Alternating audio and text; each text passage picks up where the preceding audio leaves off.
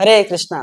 तो आज का हमारा टॉपिक है कि सारे के सारे जो भगवान हैं, सारे के सारे देवी देवता हैं, वो भारत में ही क्यों आते हैं और जो सारे के सारे तीर्थ हैं वो भारत में ही क्यों हैं। तो इसे समझने के लिए जो है हम जो है थोड़ा सा प्रकाश डालेंगे टू थ्री पॉइंट्स पे। ठीक है, तो फर्स्ट जो पॉइंट है कि अगर हम बात करें कि भारत जो है, भारत अगर हम नाम यूज कर रहे हैं तो जो भारत है क्या वो इतना ही था हिंद महासागर से लेके हिमालय तक? क्या उसके बाहर इधर उधर भारत नहीं था? तो हमारे शास्त्रों में बताया गया है कि पूरी की पूरी जो पृथ्वी है, इस पूरी पृथ्वी को ही भारतवर्ष बोला गया है ना।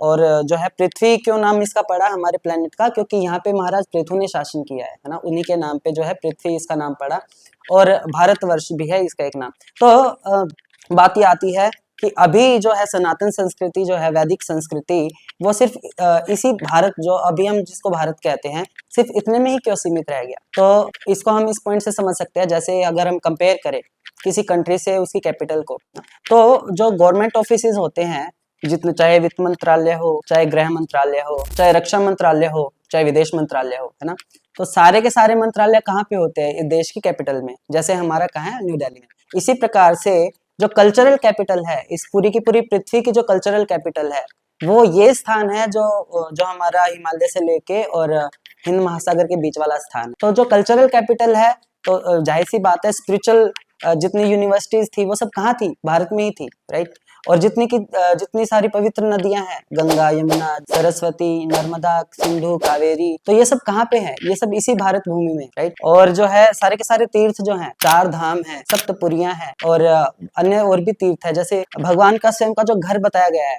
वृंदावन, वो कहाँ पे है? इसी भारत भूमि में। तो हम देखते हैं कि सारे के सारे जो इंपॉर्टेंट स्पिरिचुअल प्लेस है वो सब इसी भारत भूमि में। और स्पिरिचुअल कैपिटल जो है इस पूरे वर्ल्ड की, वो भी क्या है? ये भारत भूमि ही है, क्योंकि यहीं से जो है लोग जो है दूर दूर से शिक्षा लेने कहाँ आते थे? इसी भारत भूमि में आते थे, राइट। तो इसी प्रकार से हम कह सकते हैं कि जब बाहर जो पूरी की पूरी जो पृथ्वी है, हम सब जगह देखते हैं कि सनातन के प्रूफ हर जगह मिलते हैं, किसी कहीं पे खुदाई में मिलते हैं, कहीं थोड़ा सा आप कल्चर में थोड़ा सा जो है सिमिलैरिटीज देख सकते हैं। तो ये सब कहाँ से आता है? ये सब कहाँ से आया? ये सब इसी भारत भूमि से बाहर गया है ना। बाहर गया का मतलब क्या है? वो जो हब है उस स्पिरिचुअल एजुकेशन का, वो ये इंडिया था, जो आज हम इंडिया कह रहे हैं। ये भारत भूमि उसका हब है, स्पिरिचुअल हब, और ये फैला पूरी पृथ्वी में हुआ था, है ना। और उसके प्रूफ हम देख सकते हैं मैक्सिको में, रशिया में, और जो है इंडोनेशिया, मलेशिया, आप हर जगह देखेंगे तो है इसके प्रूफ्स मिलते हैं। अलग अलग जगह कहीं खुदाई में मंदिर निकलता है, कहीं पे जो है शिवलिंग प्राप्त होते हैं, कई भगवान की मूर्तियां प्राप्त होती है, राइट। तो हम क्या कह सकते हैं कि जो है ये भारत भूमि जो है, यहाँ पे इतने सारे आक्रमण हुए, पूरी जो दुनिया है, पूरा विश्व जो है वो कन्वर्ट हो गया, लेकिन ये स्थान जो है ये बचा रहा है। क्यों? क्योंकि ये इस स्थान पे ज्यादा से ज्यादा कौन यहाँ पे तपस्वी, ऋषि मुनि और जितने हम महान जो साधु संत है, वो सब यहीं पे उनका निवास था। तो उन्होंने इस संस्कृति को यहाँ पे बचाए रखा। सारे के सारे तीर्थ यहाँ पे है, ऑब्वियस सी बात है। तो ये जो है स्पिरिचुअल कैपिटल है। फर्स्ट पॉइंट तो ये है। अब बात दूसरी करते हैं हम कि ये तो स्पिरिचुअल हब हो गया हमारा, है ना, कि सारे तीर्थ जो है भारत में क्यों है? क्योंकि स्पिरिचुअल कैपिटल है, राइट। और दूसरा अगर हम बात करें, सारे के सारे जो देवी देवता हैं या फिर जो है भगवान अगर अवतार लेते हैं तो इस भारत भूमि में ही क्यों लेते? तो ऑब्वियस सी बात है, मैंने पहले ही जैसे बताया कि यहाँ पे जो है ज्यादा से ज्यादा तपस्वी, ऋषि मुनि, है ना, और जो है भगवान के भक्तों का जो है ये स्थान रहा है। भगवान के भक्त जो होते हैं वो जब तपस्या करते हैं भगवान को प्राप्त करने के लिए, जैसे हम एग्जाम्पल अगर दें, जैसे शंभु मनु है, माता शत्रुपा है, तो इन्होंने भगवान की प्रार्थना की तो उनको पुत्र रूप में चाहा। और जो है अगर हम बात करें कृष्णी और जो है सुतपा, तो ये इन्होंने जब भगवान की तपस्या की तो इन्होंने भी भगवान को पुत्र रूप में चाहा। और जितने ऋषि मुनि हैं तो उन्होंने क्या किया? भगवान राम से क्या प्रार्थना की? उनको अपने पति के रूप में प्राप्त करने की प्रार्थना की, है ना।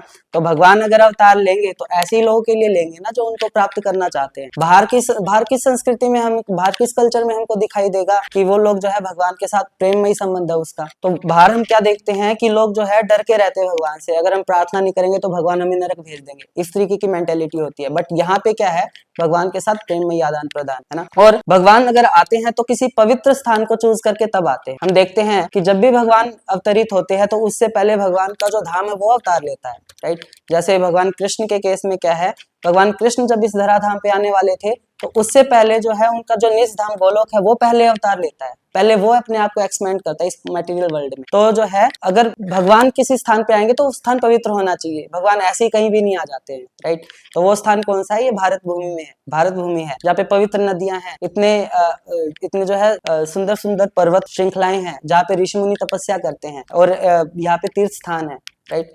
तो जो है एक ये पॉइंट है कि जो है भगवान आने के लिए भगवान को ऐसा स्थान चाहिए, भगवान को ऐसे लोग चाहिए, ऐसे लोग चाहिए जो भगवान का वेलकम करें। तो जो लोग भगवान को प्राप्त करना चाहते हैं, ऐसे लोगों के घर ही भगवान क्या है वो अवतरित होते हैं, चाहे भगवान राम के रूप में आए, चाहे वो कृष्ण आए, चाहे वो जो है परशुराम जी आए, तो वो है साधुओं के तपस्वियों के घर में आते हैं, राइट। तो एक ये पॉइंट था कि भगवान भारत में ही क्यों जन्म लेते हैं, क्योंकि यहाँ पे भगवान को आने के लिए सारी की सारी फेवरेबल कंडीशंस हैं। अब बात आती है कि भगवान बाहर क्यों नहीं आते, और भी जगह है वो भी तो भगवान की है, या सिर्फ ये जो भारत है यही सिर्फ भगवान का थोड़ी है, भगवान की तो पूरी पृथ्वी है। तो भगवान उनके प्रति भी दया दिखाते हैं, लेकिन वहां पे क्या करते हैं, भगवान स्वयं नहीं जाते वहां पे, भगवान किनको भेजते हैं? अपने मैसेंजर को भेजते हैं, या फिर जो है अपने किसी पार्षदों को भेजते हैं। भगवान वहां पे स्वयं नहीं जाते, क्योंकि भगवान को आने के लिए भगवान को रस चाहिए, जो भगवान को भक्तों के साथ जो लीलाएं करनी है तो उसके लिए भगवान आते हैं। तो वो भक्त कहाँ पे हैं? सारे के सारे इस भारत भूमि में है, बाहर नहीं है ना।